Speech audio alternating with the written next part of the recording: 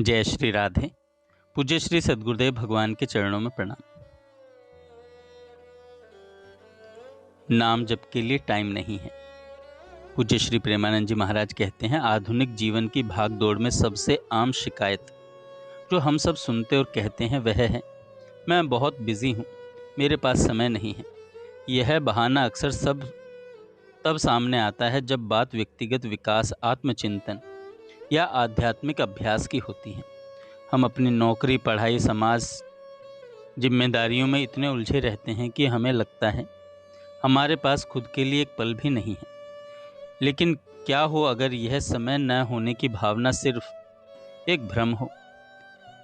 क्या हो अगर यह हमारे 24 घंटों की संरचना की एक बुनियादी गलतफहमी पर आधारित हो? यह सोचना कि हमारे पास समय की कमी है शायद समस्या नहीं है, असली समस्या है कि हम अपने समय को देखते और उपयोग कैसे करते हैं। आध्यात्मिक उन्नति के लिए आपको और समय खोजने की नहीं, बल्कि आपके पास पहले से मौजूद समय को पहचानने और उसका उपयोग करने की आवश्यकता है। अक्सर हम अपनी व्यस्तता को बढ़ा चढ़ाकर बताते हैं, लेकिन जब हम अपने दिन के 24 घंटों का सरल गणित विश्लेषण करते हैं तो एक चौंकाने वाली सच्चाई सामने आती है। आइए एक बहुत व्यस्त व्यक्ति के दिन का हिसाब लगाते हैं। कुल घंटे 24, सोने के लिए 7 घंटे, पढ़ाई या नौकरी के लिए 12 घंटे, भोजन और अन्य कार्यों के लिए 2 घंटे। यह सरल गणना स्पष्ट रूप से दिखाती है कि सबसे व्यस्त दिन में भी हमारे पास कम से कम 3 घंटे का समय होता है। और सच तो यह है कि कोई भी व्यक्ति मशीन की तरह 24 घंटे काम नहीं करता। सबसे मेहनती व्यक्ति भी 10-12 घंटे ही काम करता है, जिससे यह साबित होता है कि यह खाली समय हम सबके पास है। यह मुक्त समय नहीं, बल्कि अवसर का समय है, आत्मनिर्माण का समय, जो अक्सर बिना सोचे समझे बर्बाद हो जाता है। हमारी समस्या समय की कमी नहीं, बल्कि प्राथमिकता और जागरूकता की कमी है। प्रपंच के लिए टाइम है, गंदी बातों के लिए टाइम है, मोबाइल को टाइम देंगे, गेम खेलने का टाइम, 4 लोग बैठकर हंसी मजाक करने का टाइम।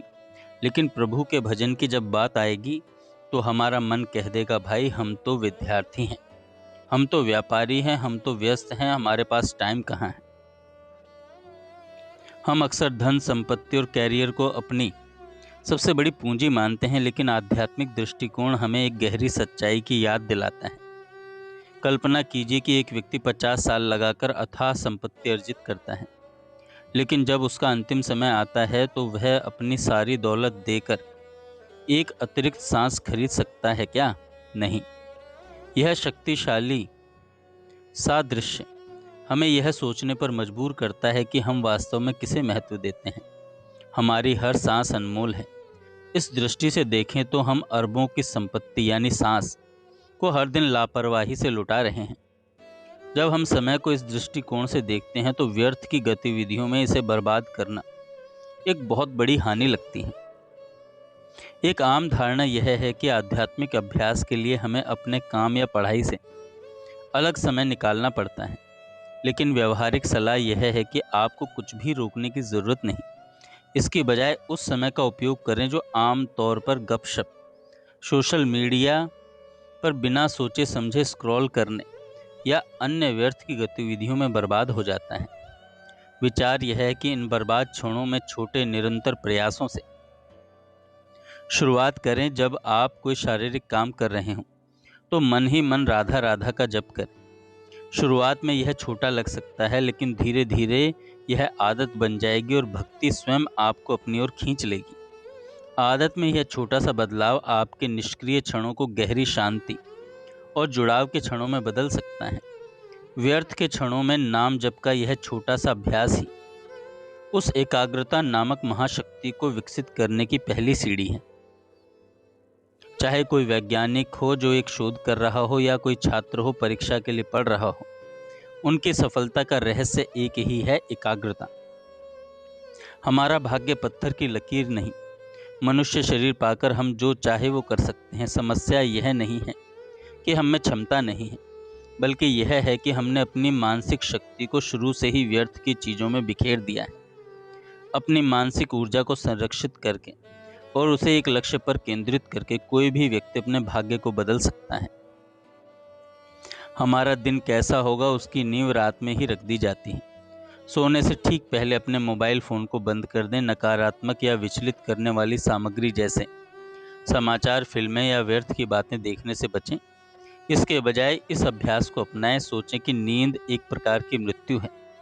आप नहीं जानते कि आप अगली सुबह जागेंगे या नहीं। इस भावना के साथ तब तक नाम जपें जब तक आपको नींद ना आ जाए। यह केवल एक धार्मिक अनुष्ठान नहीं है, बल्कि यह आपके अवचेतन मन को रात भर के लिए सकारात्मकता और शांति के साथ प्रोग्राम करने का एक मनोवैज्ञानिक अभ्यास भी है। इसलिए रात्रि में नाम जप करते हुए सोने का अभ्यास डालें। जय श्री राधे।